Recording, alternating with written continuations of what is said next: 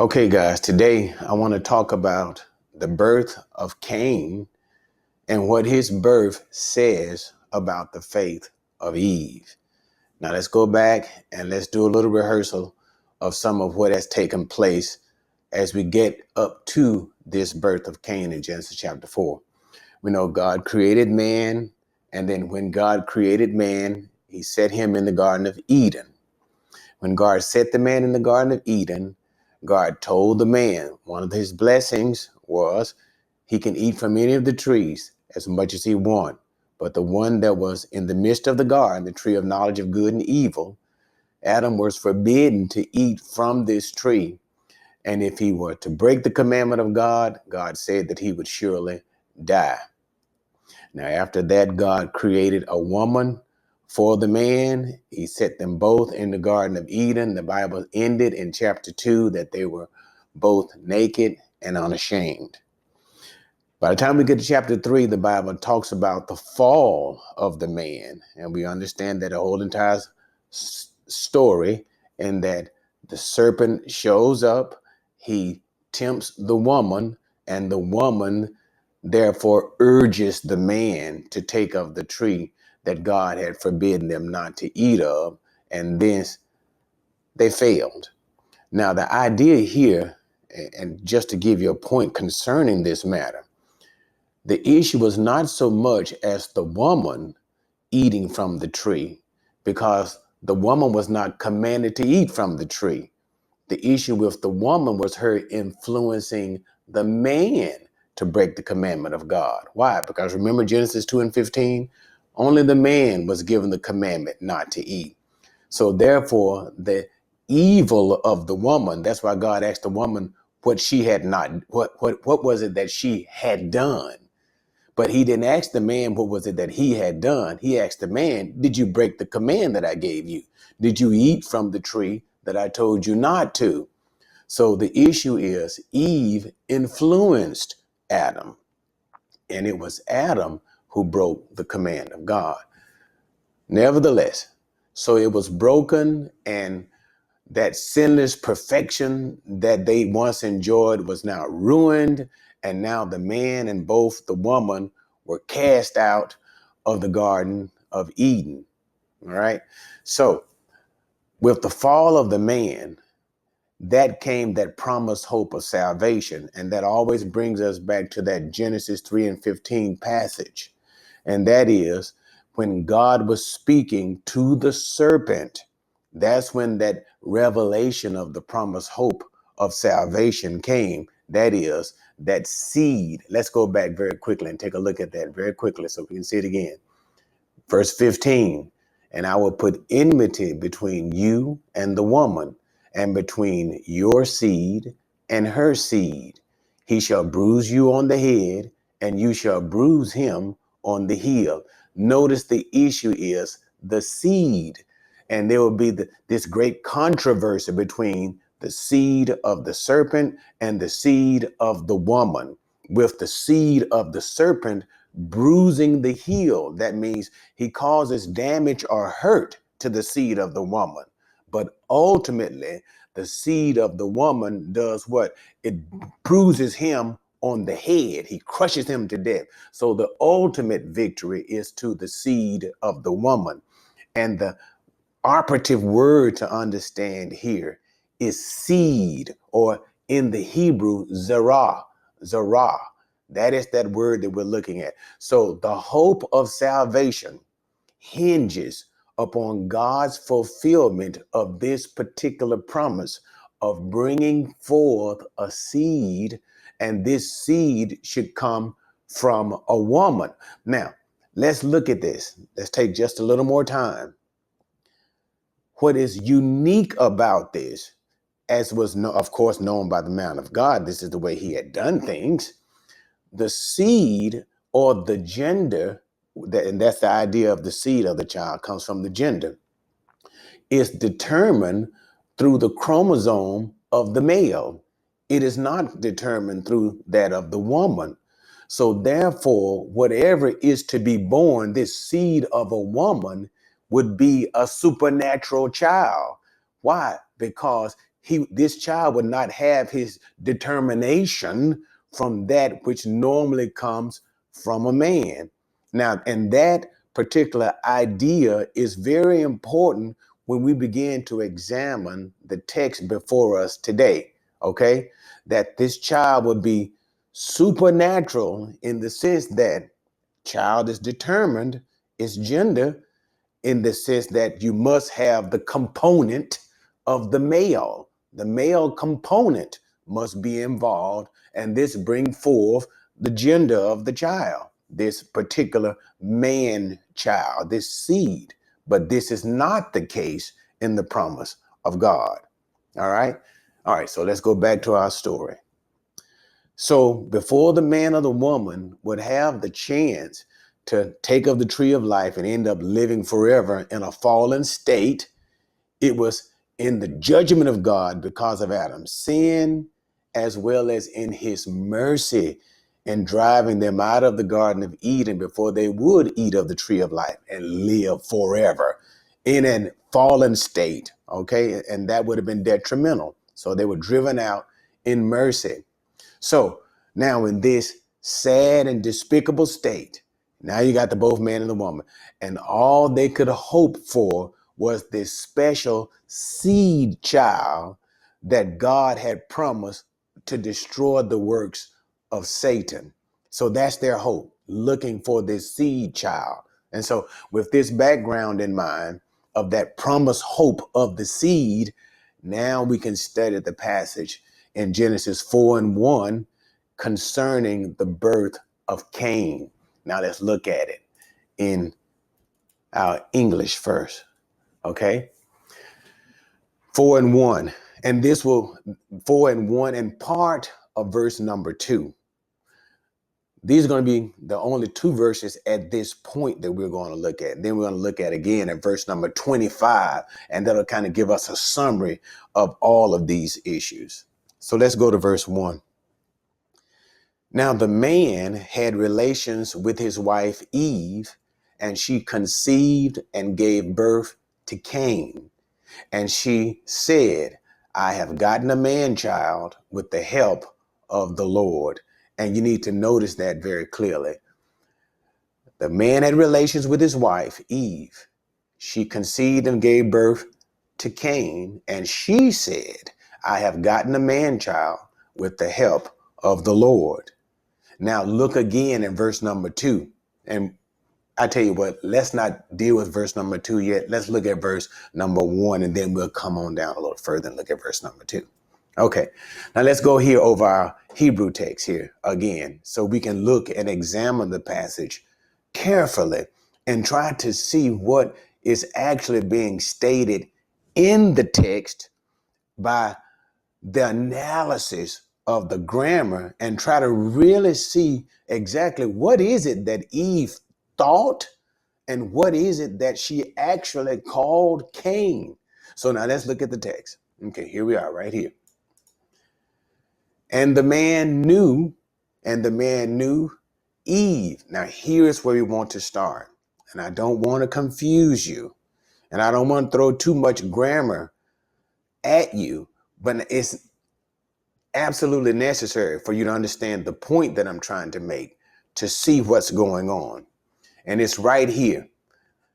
This particular phrase is et hawa, and that simply means Eve.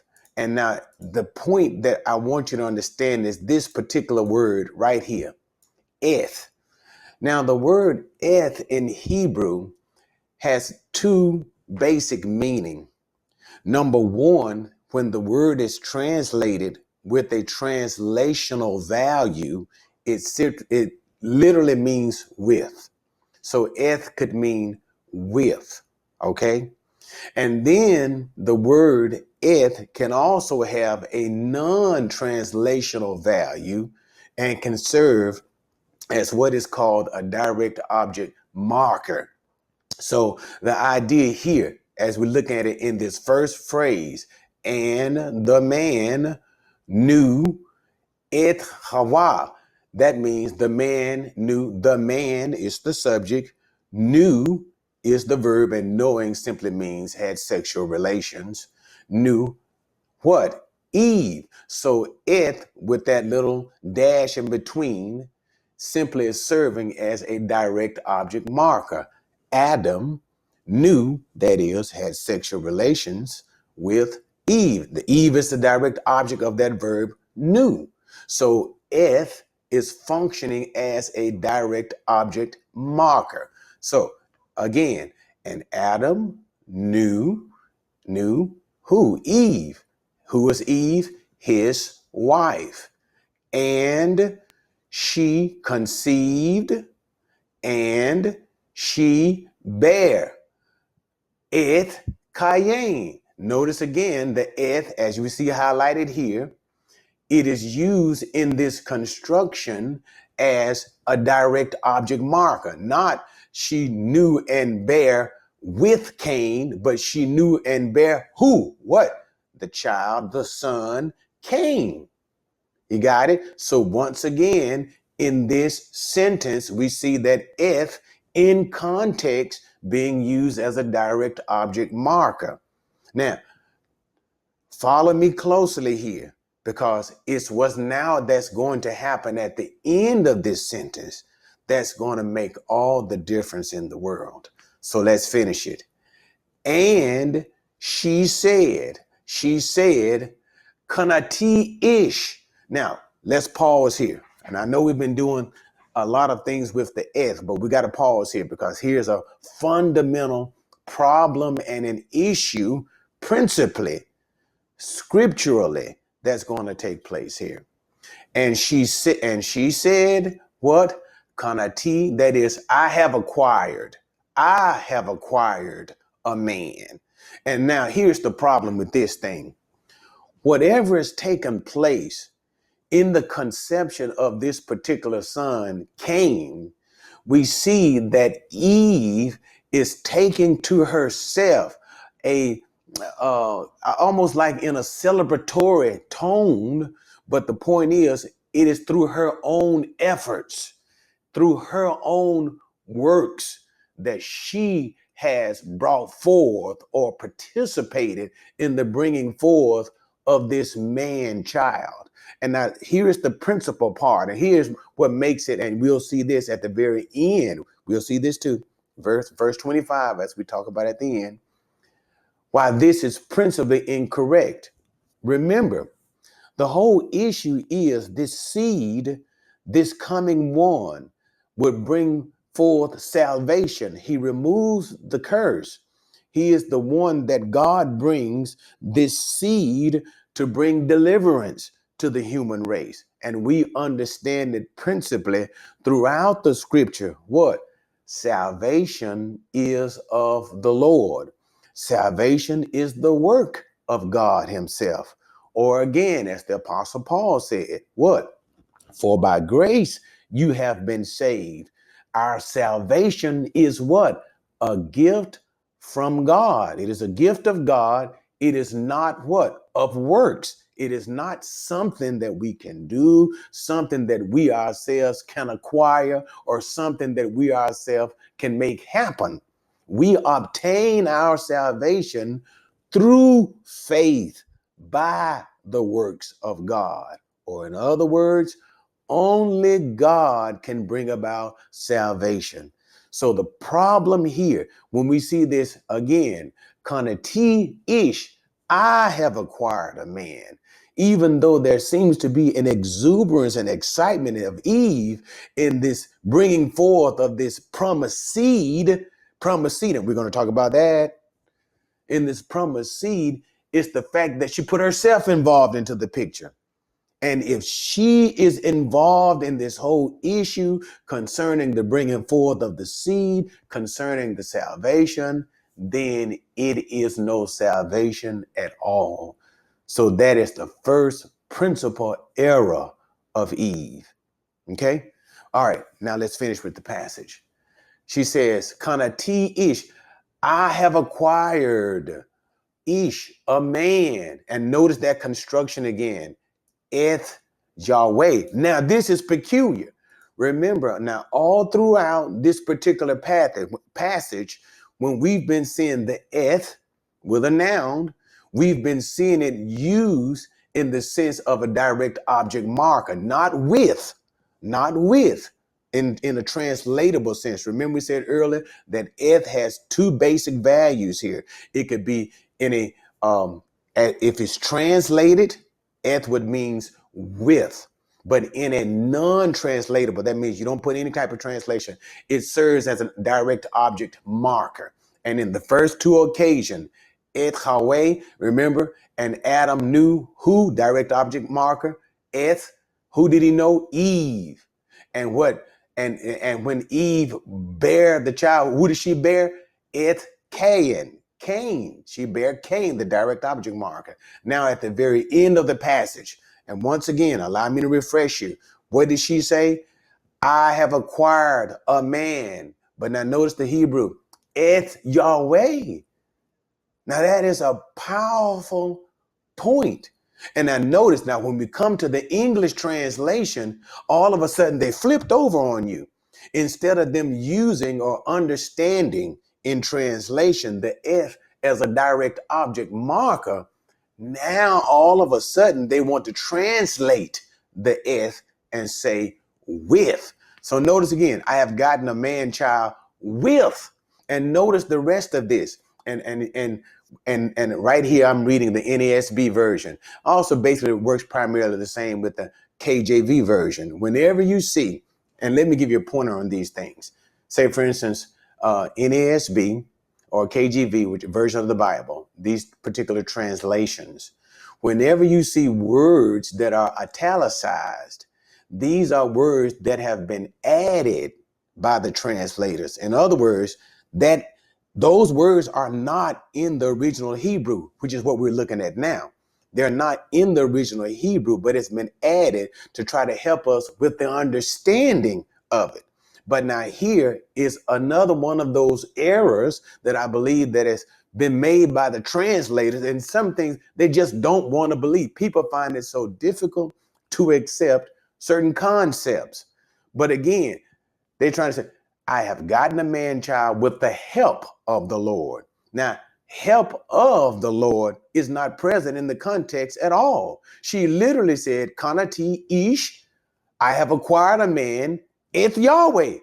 So if we continue on with the same grammatical constructions that we have been using in the same context that eth has been used throughout this sentence, she literally said, I have acquired a man, Yahweh. She actually referred to Cain as Yahweh. So notice, I acquired what? A man. So she understood some things about this promised seed. That number one, he would be a man. And number two, he also would be God. Because notice what she called him again. Who did you acquire? A man. What man? Yahweh. Yahweh. And that is what? Yahweh is the covenant name of God. So Eve believed that Cain was the God man. So it tells us that their hope, or her in particular, her hope, and we believe also to be Adam, was that this particular seed would be supernatural and he himself would be the God man, who exactly is Jesus. That's exactly who Jesus is. In the beginning was the Word. The Word was with God and the Word was God. Verse 14 of John 1:1, and the Word became flesh. God became man, the God man. So this very concept of a God man, Messiah, seed, was with our fathers, mom and dad, Adam and Eve, from the very beginning. However, she made some fundamental mistakes. Remember, it said seed of a woman. She didn't understand that without the participation of a man. But notice again what verse 1 says very clearly. Now, the man, that is Adam, had relations with his wife Eve. So therefore, this child, although it's the first child of Adam and Eve, he is not purely the seed of the woman. Why? Because there is clearly, as defined in verse number 1, the participation of a man. So Eve had it wrong. Her expectations were correct. Her excitement was something that we all can rejoice in, but her hope of expectation in that being fulfilled in Cain. So that turned out not to be right. So, okay. So let's look at what happened. All right. So that was her hope. That was her expectation. And that's what she believed Cain to be. But instead of Cain being the promised seed, we all know the story, right? But let's continue on. Right before we get into the story, notice the language again when she conceived Cain, the statement she made. I have acquired a man, Yahweh, right? And look at verse number 2. And that shows us the distinction between the two sons and what she thought about the first one. Look at verse number 2. And again, she gave birth to his brother Abel. And then it just continues on and says, and Abel was a keeper of flocks, but Cain was a tiller of the ground. Now, what's the point in that? Notice only when she gave birth to Cain, we see the excitement of Eve, and we see the issue concerning the declaration that she makes concerning Cain. But when she gives birth to her next son, nothing. There's no big statement. There's nothing grand said about him. There's not all the excitement. So that the reason that I'm bringing this up is it clearly shows that when she had Cain, she believed that he was the promised seed. He was the Zerah that God spoke about in Genesis 3:15. But as the story goes, we know that he wasn't the one. What happened? Slain Cain, to make a long story short, he killed Abel. And in killing Abel, instead of Cain being the promised seed, he became the very epitome of accursedness. And so they knew that Cain was not the one. All right. So now let's go to our final verse in verse number 25. Let's go here. All right. And Adam had relations with his wife again, and she gave birth to a son. And she gave birth to a son and named him Seth. For she said, God has appointed me another offspring in place of Abel, for Cain killed him. Notice that disappointment in Cain. All right. But now let's look at it here once again in our Hebrew text over here. All right. And we got off a little. All right. And he knew, that is, and Adam knew again, notice again, eth ishto. Eth again being used what? As a direct object marker without translation.